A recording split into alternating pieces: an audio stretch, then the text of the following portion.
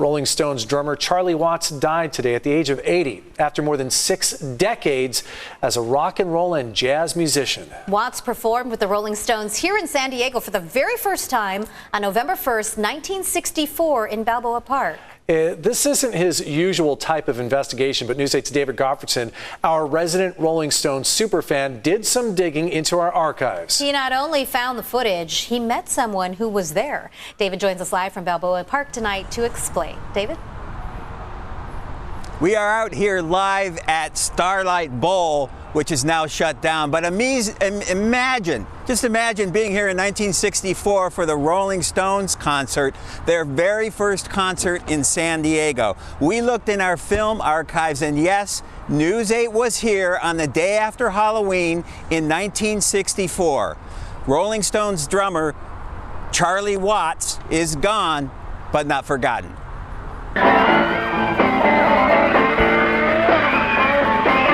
The Rolling Stones in San Diego playing the blues hit, Walking the Dog.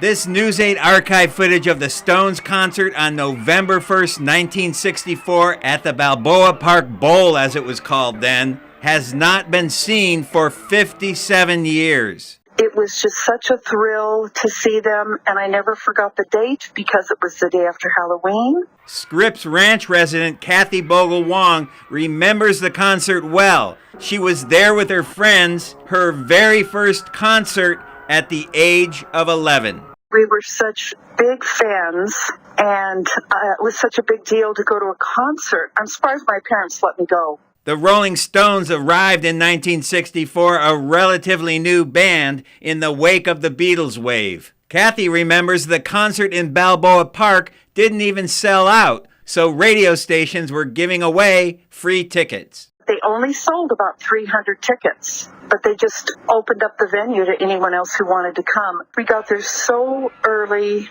that we were right in the orchestra pit, right in the front. And when they came on, oh my gosh, we couldn't stop screaming. The 11-year-old had a crush on teenager Brian Jones. There was something about, I think, just his hair, his bowl cut that I liked. Kathy says she will never forget that concert. And as Rolling Stone fans mourn the death of drummer Charlie Watts, Kathy says she will never forget him either. Well, he was the one member of the group that was kind of the gentleman. He didn't get caught up in any of the drama. He was one of the good guys. It's just sad to lose those artists because there's such a strong memory of how they influenced your life. You hear a song and you remember a memory of where you were, what you were doing. It's just sad to lose them. The cause of death for drummer Charlie Watts has not been released. Earlier this month, he was forced to bow out of the current Rolling Stones tour of the United States. We've posted the 1964 film footage of that concert at CBS8.com. Carlo? 60 years performing as a drummer. Today, Joan Jett called him the most dignified and elegant drummer. He's going to be missed. Did you ever have a chance to see the Stones and Charlie Watts live? Yes, I saw them at what was then called Squalcom Stadium in 1998. They called it Squalcom because it was pouring, and I mean pouring rain through the whole concert. The fans were not going anywhere.